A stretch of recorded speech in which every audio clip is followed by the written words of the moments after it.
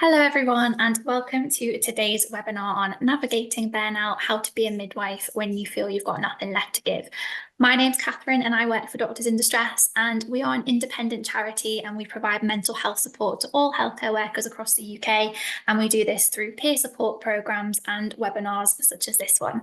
As I mentioned before, please note this is a recorded session, but you will be able to remain anonymous if you choose. You will not be seen, only myself and Laura will be seen, and if you would like to change your name in the chat box, then you can do that as well. So today's webinar will be led by midwife, birth educator and hypnobirthing teacher Laura. There will be time at the end for questions, but please do feel free to pop any questions that you have throughout the session, either in the Q&A feature or in the chat box, and we will make sure that we'll come to them at the end. But for now, I really hope you enjoy today's session, and I will pass over to Laura. Thanks, Laura. Hi everyone, and welcome to the webinar, or my webinar, with Doctors in Distress on navigating burnout, how to be a midwife when you feel you have nothing left to give. I can't see any of you, which I was just saying to Catherine, is a very weird experience and also quite humbling, just seeing your own face enlarged on Zoom. But anyway, really happy to be here. And yeah, we'll open up after for questions, comments, reflections. Please feel free to message, as Catherine said, in the chat box privately too. No questions, silly. I'm really keen to hear from others how they feel working as both student and registered midwives in the current maternity care system. I know I'm definitely not alone in how I'm feeling, and for this reason I share really openly about my experiences as well on my Instagram account, which is the Authentic Midwife. So a little bit about me. I'm currently 33 weeks pregnant myself with my first child, so please excuse me if I bob about a bit on screen.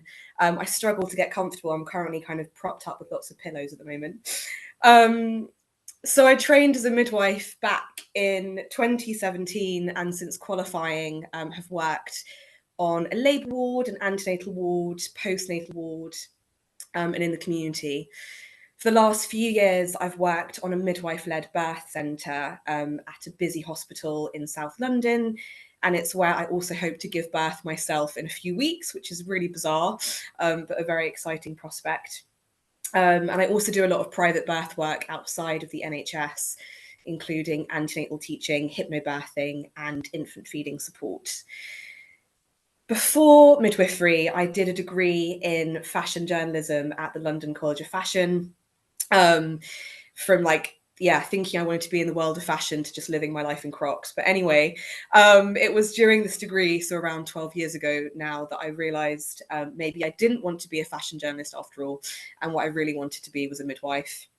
I remember calling the King's College London admissions team asking how I might apply for their midwifery degree, and was told that at the time there was something like 100 applicants for every 10 spaces or something like that.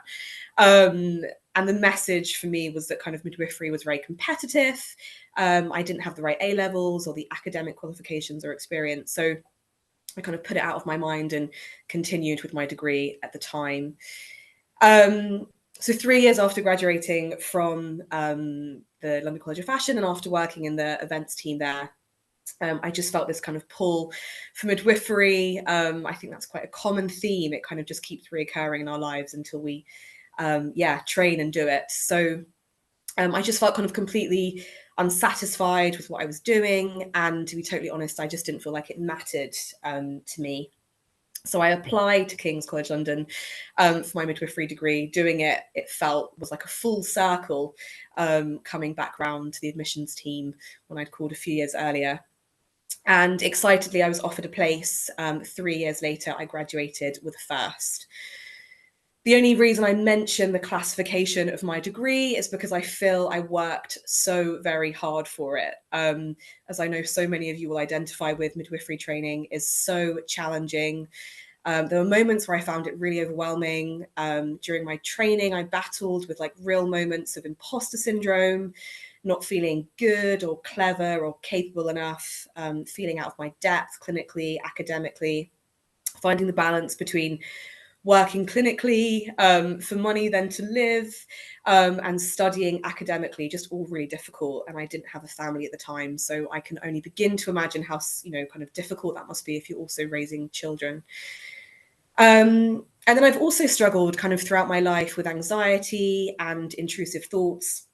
I found the stress and responsibility of my midwifery training at times really exacerbated this, and therefore found a mixture of both talking therapy and medication at the time really helpful. And again, at the time, I didn't really realize how common mental health issues amongst NHS healthcare professionals are, particularly again, kind of with midwives. I've since learned that anxiety, stress, and depression rates amongst midwives and all healthcare professionals are at an all-time high. And honestly, I'm just not really surprised as to why. I've generally found the journey and experience of training to be, and then actually being a midwife, really challenging at times, but it has also brought me a lot of joy and taught me so much also about myself in the process. And I talk really openly about my experiences because I care so much about the midwifery profession, both the midwives working inside it and the women and birthing people birthing within it. And I often say that midwives' working conditions are women's birthing conditions. So I feel it should be of no surprise, really, that we have an increase in the number of midwives experiencing burnout, stress, anxiety, and a general sense of unhappiness at work. And then therefore a correlation with the care that is received by women and birthing people as being quite substandard. When the birth trauma inquiry was published several weeks ago, I was horrified, appalled, upset, but I wasn't shocked. And I wonder if you're working in the system too. I know many midwives feel they are operating on the bare minimum of staff, working unpaid overtime, not taking breaks. We're just exhausted. And how can you truly care and advocate for others in a system that doesn't seem to care about you? Which leads us to the question I will be discussing shortly: how to be a midwife when you feel you have nothing left to give. But I do also want to make it clear that I love midwifery. Being a midwife, it is a joy, it is a privilege. I'm full of gratitude that this is my job. It gives me meaning and it provides me with such purpose. But we cannot give everything we have day in, day out and expect to keep functioning like that. We are not machines, we are midwives. So a little bit about burnout. So it's recognized by the World Health Organization as an occupational phenomenon. And while it is not a medical condition, it has been classified as a syndrome, meaning a collection of symptoms or signs associated with a specific health-related cause. So burnout is essentially a state of physical and emotional exhaustion, and it can occur when you experience long-term stress. For example, working a stressful job. I've taken those kind of phrases from the Mental Health UK charity website. So as midwives, of course, we work very stressful jobs. We work in very fast-paced, stressful environments. And I think then again, it should be of no surprise that we have very high rates of burnout in our profession. That doesn't, of course, make it okay. Some signs and symptoms of burnout kind of include feeling tired and drained most of the time, feeling helpless, trapped, or defeated, feeling detached, alone in the world, having a cynical, negative outlook, self-doubt, procrastinating and taking longer to get things done, and just a general sense of feeling overwhelmed. For me personally, burnout has previously manifested in some or all of the above. However, I definitely noticed that I just generally felt overwhelmed some or most of the time, all the time. I remember opening up my personal email inbox and feeling just so overwhelmed that there was one email I needed to reply to, and it wasn't particularly important or urgent. It just needed a response. I felt so overwhelmed that the thought of typing something out felt far too much. So I closed my email inbox again, and I just thought, what on earth is wrong with me? It took me a few weeks to look back and realize, hun, that's burnout. I don't doubt that many of you on here can identify with some, most, or all of these feelings some of the time. Of course, sometimes that's normal and it's part of being alive. But when you feel that these feelings are infiltrating your daily life, that you never feel rested, you never feel recovered, and you are consistently feeling helpless, defeated, and a lack of joy, this is when we have a problem. And this is when we must identify in ourselves symptoms of burnout. A few figures around midwifery and burnout. So there are over 2,500 midwives short in England. On average, midwives, we're working collectively 100,000 hours of unpaid overtime every single week. That comes from the Royal College of Midwives.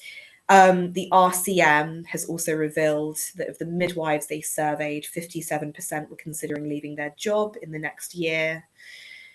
8 out of 10 midwives also surveyed by the RCM said they were concerned about staffing levels. 2/3 surveyed by the RCM said also they were not satisfied with the quality of care they were therefore able to deliver.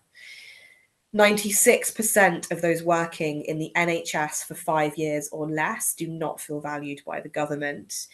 And 54% of us midwives have said we do not feel valued by our employer. And I'm just mentioning these statistics, and there are more, because I think it's so easy for us to feel so alone in how we feel. And also, in order for us to navigate burnout, we have to understand the system we are working in, and how it can make us feel. There's nothing wrong with us for feeling like that. It is normal, or not normal, but understandable given our environment. So I really kind of believe that by doing so, we recognize that we must be advocates for ourselves. And I truly believe that by doing that, our ability to work as NHS midwives is strengthened. We are reminded that if we do not raise our voices respectfully and professionally, then no one is likely right now to do it for us. I'm sorry if it does sound negative or overwhelming. I actually found it to be a relief once I'd accepted this.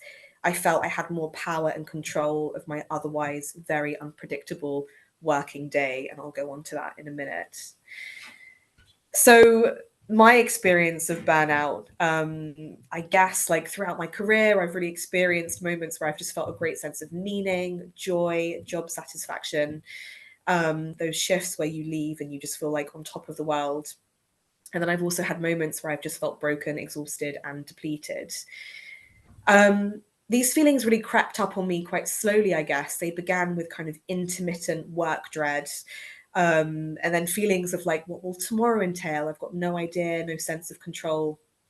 And this impacted at times my sleep, and in turn, over a sustained period of weeks and months, my mental health and well-being. As well as the symptoms previously discussed, again, I experienced a total sense of lack of control. I hated not knowing when I would be able to go to the toilet or when I would be able to eat. I worried about staffing levels, what caseload I might be given, and if I could manage, what might go wrong. Would there be someone to support me if that happened? And these feelings I would carry with me to a greater or lesser degree on most shifts and before most shifts.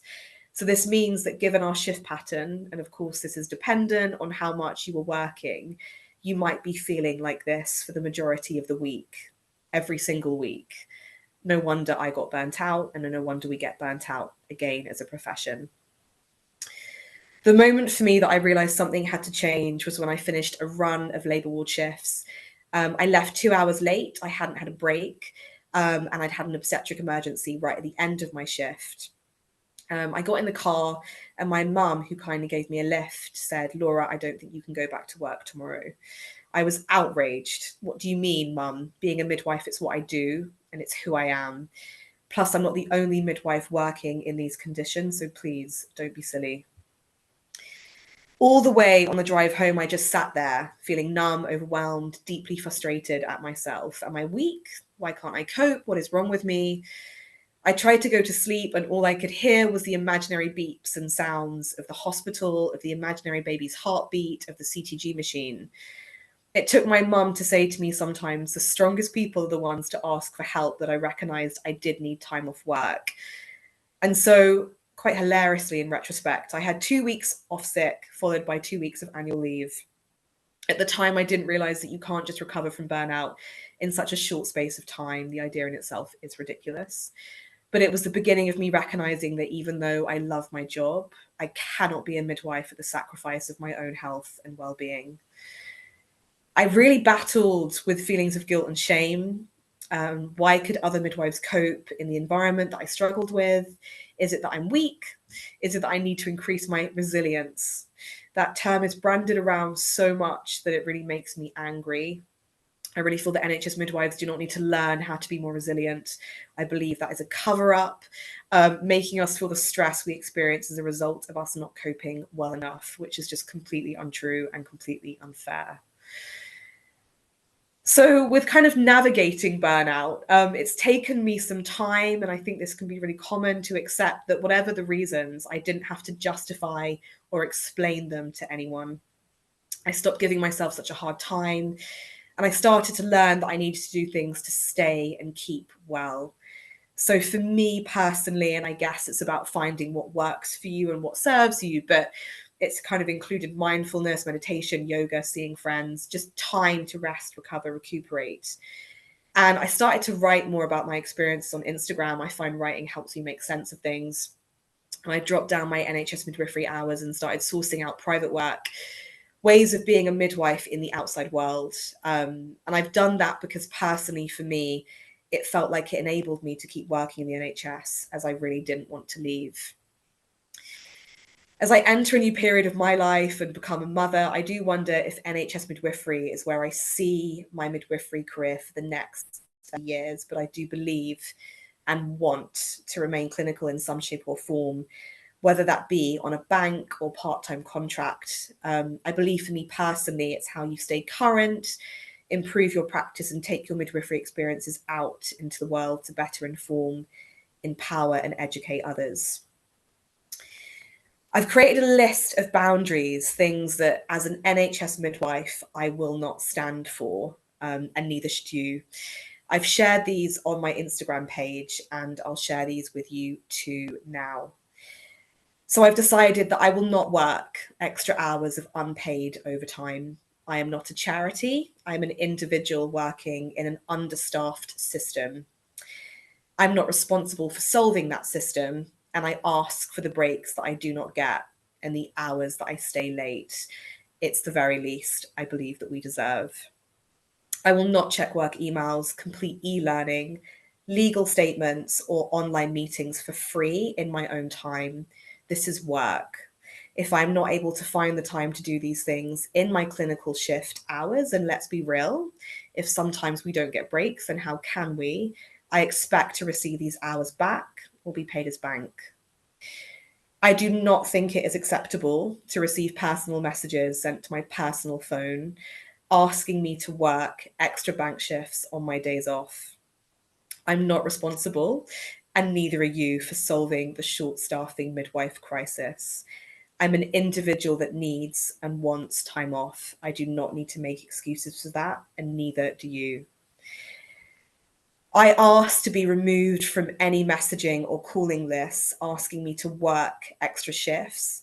I know the number to the bank office. If I want to work extra bank shifts, I will do so on my own terms. I believe that there can be quite a toxic environment and culture in midwifery. The midwives that maybe take on lots of bank, stay late, don't say anything, sometimes feel like those are the midwives that are favoured. But I believe by kind of participating in that culture, we are doing our profession a disservice, because we're never looking at really deeply how that might make others feel and how actually that is unsustainable. I also really believe it's so important to treat student midwives with respect. They're the future of our profession. We have all been there. So a reminder, I guess, for us all to give them respect and encouragement that we needed when we started out. And student midwives, if there's any on the talk today, but please be patient and kind. We're trying, we want to make it better. We often couldn't do it without you, so thank you. I will not observe women being coerced into making decisions they don't want to make out of fear, confusion, or misunderstanding without speaking up. Even if this makes me unpopular, I've decided that I will politely and professionally challenge anyone if I feel it necessary. I think what really contributes to our feelings of burnout is not being able to give the care that we want to give. And for me, a big part of that is feeling like decisions that women make or birthing people make around their care are not informed. So I will speak up in order to protect women and birthing people's choices and bodies.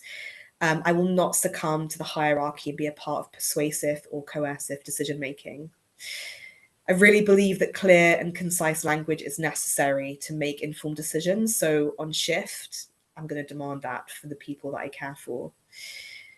I will also not be bullied, spoken down to, or patronized, and I will continue to advocate for myself when I'm not being respected, just as I do for the women and birthing people in my care. These are just some of my boundaries. I will not be encouraged or persuaded within the current maternity care system to become an obstetric nurse, forgetting my abilities as a midwife and the reason why I trained to do this job. I believe that women and birthing people's bodies do not fail. And I believe that midwives, we are just trying our best, and that we're really excellent for just turning up to work every day. I guess the most important message that I want to get across from today's talk is that we're not invincible and that we are human. We're trying to do our very best in a system that does not always support us. And I guess please remember that you matter. So often all of our needs and priorities will become last. So I think it's really important to navigate this culture and feelings of burnout, that we create and stick to our own boundaries. Claim back what makes you happy and why midwifery matters to you. Why did we go into the job to begin with? And if you need help, then please, please ask for it. You're not weak. You are not a failure. You're doing an excellent job in the most difficult circumstances. Thank you. That's the end of my talk today. Thank you, Laura, and thank you for coming on and sharing your experiences. I can see we do have a few questions already, but if anyone else has any questions, please do pop them in either the chat or the Q&A feature. So we'll start off. We have one of the participants who said, "Thanks, Laura, for sharing your experiences. The challenges are huge. Where would you say to start to readdress anxiety, distress, and exhaustion? I don't hear much from the RCM in the media." And then a second question on top of that, they've asked, "Did you have a supportive tutor at King's, and how about your current workplace? The managers must know what's going on, as should the CQC." Yeah, I think that's a really brilliant question and a really difficult one to answer. I think in terms of like workplace support, all trusts should have professional midwifery advocates, so PMAs, so people that you can go to as a student or a registered midwife, a confidential space to kind of really talk on and reflect what's going on for you and how you feel. I trained as a PMA myself at my trust, so kind of have a bit of an understanding about how those work. In all honesty, I've often found that within clinical practice, even though managers will often do their best, they're working in the same environment that we are. And sometimes it feels like they are somewhat restricted as to how much support or to facilitate change they can offer. So I found that difficult. I found that there were certain people at my trust that I really was able to turn to, that I felt really kind of understood how I was feeling and provided me with support. But I also found that I had to be brave enough to do that myself. So for me, that was saying that I need some time off, going to my GP, accessing kind of therapy through, I was lucky enough to be able to pay for it privately, but there's also the option of IAPT.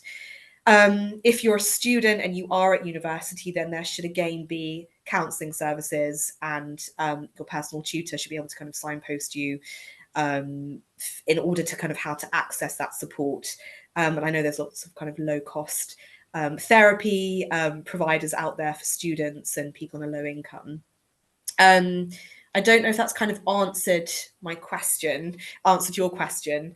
But I guess for me, it was a real case of recognizing that my workplace would only offer me so much. And the changes and the support I needed, I did feel like I had to be quite assertive in accessing it myself. Thank you. And this might follow on to another question. We've had, great points about your non-negotiable boundaries, but how involved is your HR team with this? Great question. I've had no involvement with HR whatsoever. Again, I generally tend to find, in all honesty, the NHS to be, of course, a massive bureaucratic system. When I have had to kind of contact HR for personal other reasons, I've struggled, and it's taken me several, it feels like weeks, to find out just a named email. So this, I feel like, again, is something that comes very much from me as an individual.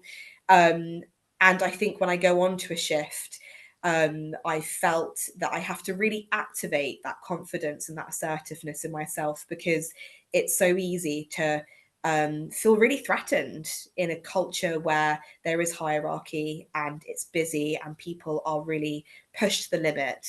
But I do believe that the figures, I think, reflect that if we don't speak up for ourselves, then currently the system doesn't allow us to get the breaks we need to leave on time to get those hours back. Maybe it would have been a very good idea to involve HR. That's something that I could definitely think about in the future. Thank you. And then we've also had, glad you've mentioned resilience. What are the little things that resilient midwives do that we could all learn from and maybe incorporate into our daily work practices? Brilliant question too. I have actually a real issue with the word resilience. I think it's branded around a lot, and I think it often is a cover up. The onus put back on you. If you're more resilient, Laura, then you could cope with A, B, C, D, E. When actually, I feel that's quite a toxic culture. Sometimes we should not be encouraging people to be resilient in an environment that is quite unforgiving. I do think things that can help us process and digest our day include those little routines or those moments where you're able to take time out for yourself. So for me, I've really found that after a shift, I'm just going to need 20 minutes when I walk through the door, where I can just process what's happened, what thoughts and emotions have come up for me today that I haven't had time to acknowledge. Have I drunk? Have I eaten? I often might say to my wife, I'm not going to speak to you for 20 minutes because I'm just going to think about how I feel. I've not had the time to do that all day. I recognize that if you have young children, that might not always be feasible, but I think it's carving out moments where you're able to find time to reflect. And then making sure that, like, on days off, that you are prioritizing what it is that you might need. So is that you need an hour to yourself to do whatever it might be? Is that you need to meet some friends? Is that you need to cancel a bank shift? Is that you need to mute WhatsApp groups related to work? I think, again, midwifery infiltrates into every area of our lives. And if we don't create really structured boundaries that are really hard to do, then we're just going to keep pouring from our cup and burn ourselves out. We have another question. I'm going to start a midwifery degree in September, and I am very aware of the challenges. What would be your top tips for student midwives about how to start in the maternity system to keep going and stay excited? What a brilliant question too, and how exciting for you. That's really wonderful. We need good midwives.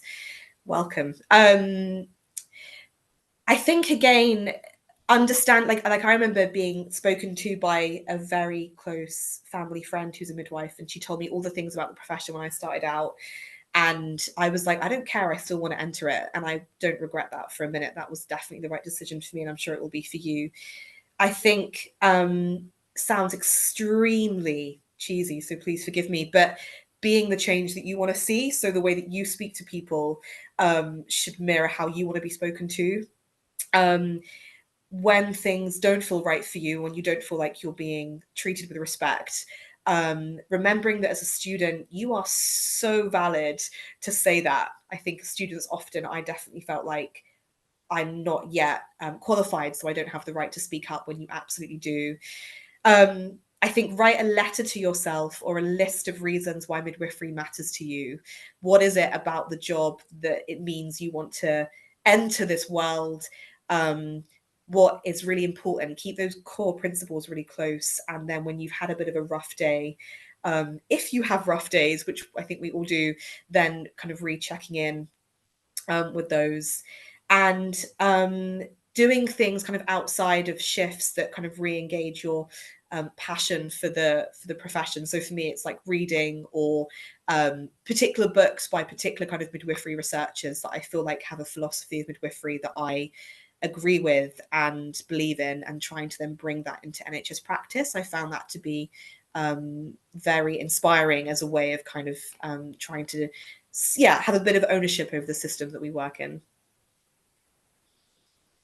Thanks, everyone. Please do keep the questions coming.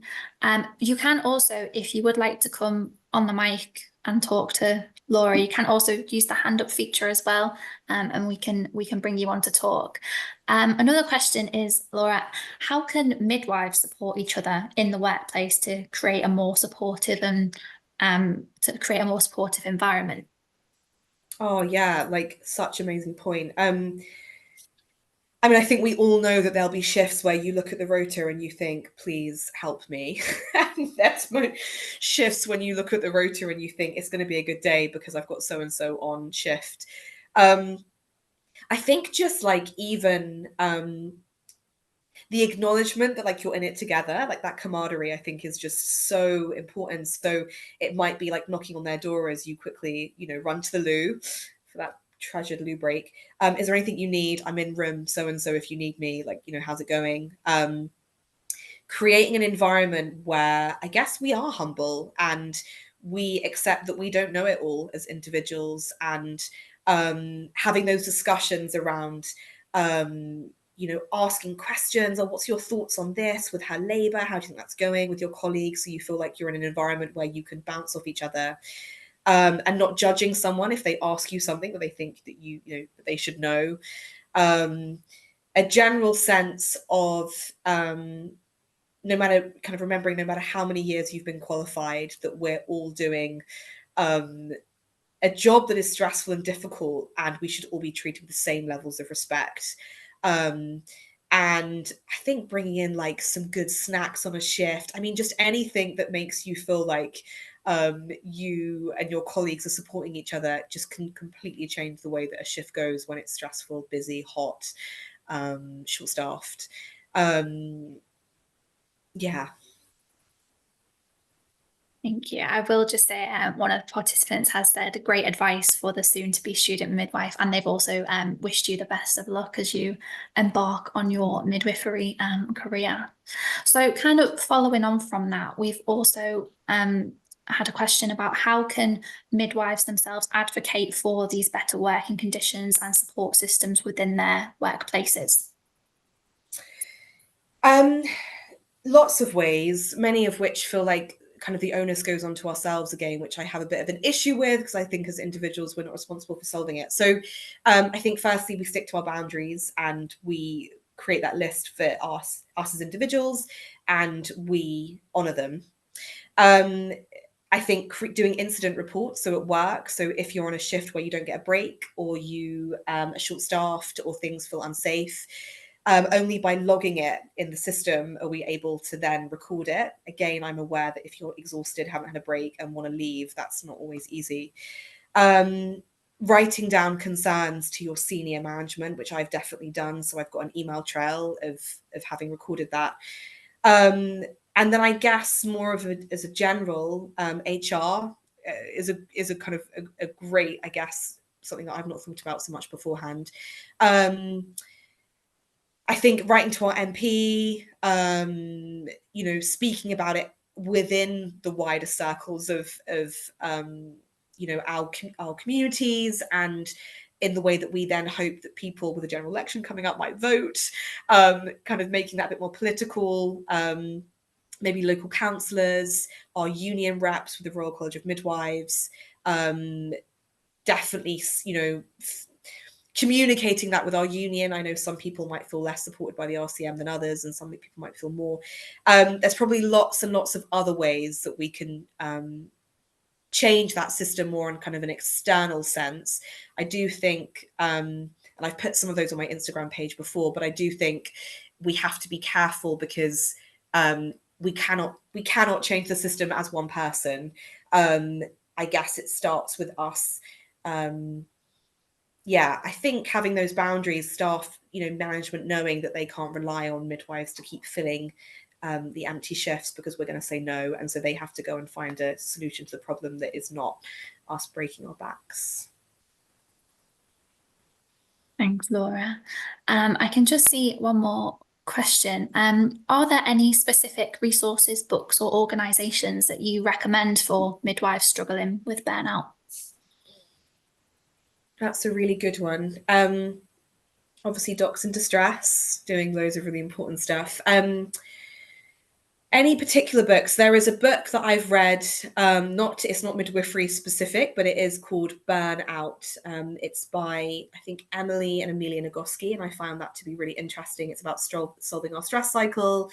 I found that to be really helpful, thinking about when we're feeling like extreme levels of cortisol and adrenaline, and then we come home, how we wind down, how we process, and how we look after ourselves.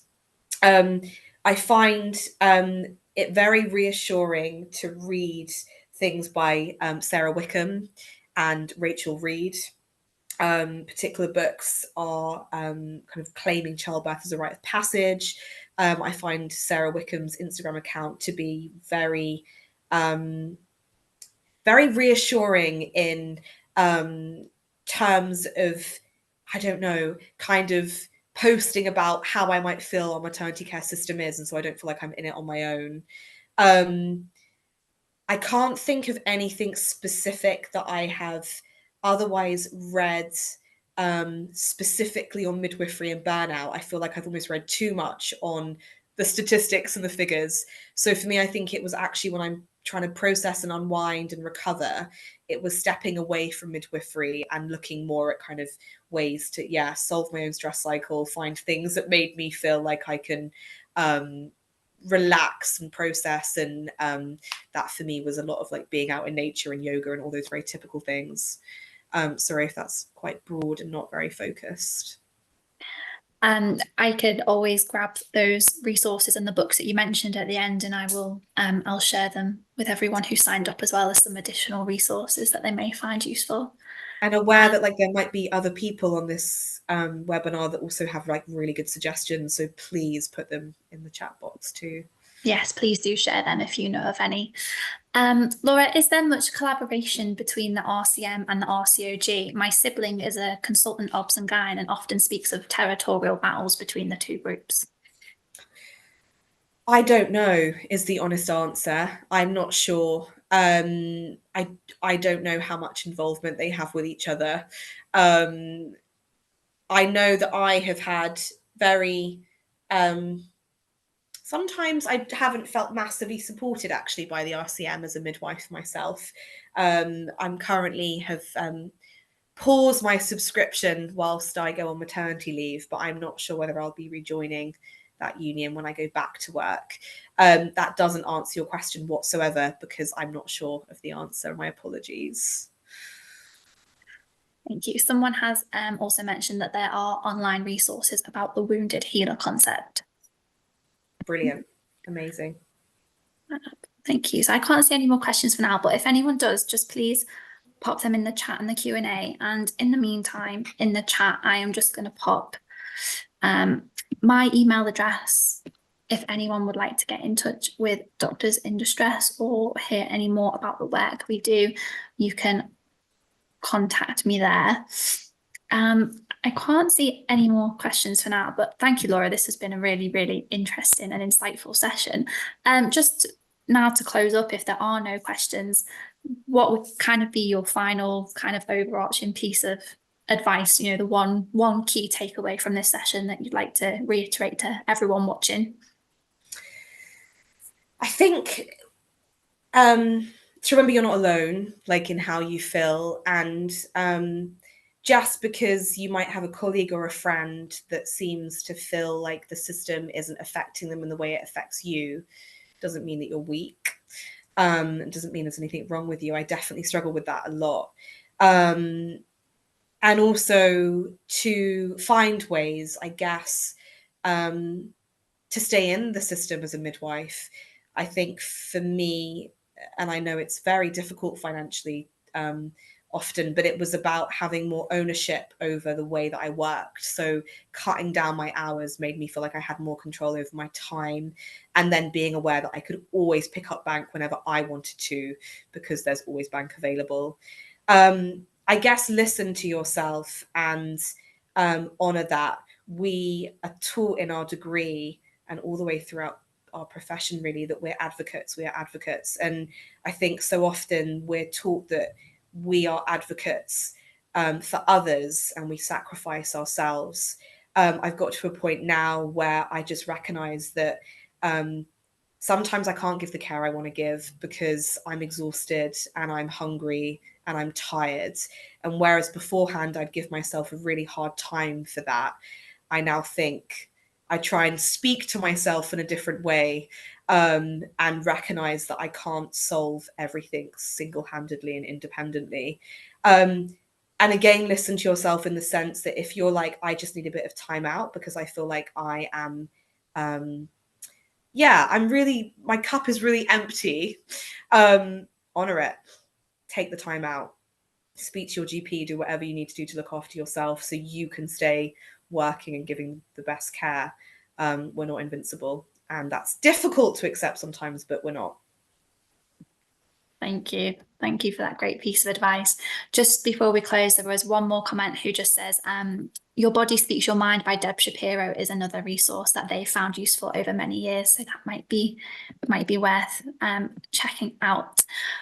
But if that's it for today, thank you everyone so much for joining. If there are any kind of further questions that sometimes kind of pop into your head afterwards, you can also use that email that I've put in, and I can always reach out to Laura if there's any other questions, and we can get an answer over to you. But no, thank you so much for attending today. I hope you found the session really useful, and a huge thank you again to Laura for leading today's webinar and sharing her story and her experiences with burnout. We will export this recording and this will be sent to you via Eventbrite in the next week or so, so do keep an eye out for that. As I mentioned, my email is in the chat, and we will be running another midwife webinar on Tuesday the 16th of July, which is the steepest learning curve, mental health for student and early career midwives, and that will be led by midwife Leah Hazard and final year midwifery student Siobhan Callahan, and will be a really insightful webinar, and we'll be sending details out for that in due course. But other than that, thank you very much for attending today and have a great rest of the week. Thank you, everyone. Thank you. Thank you.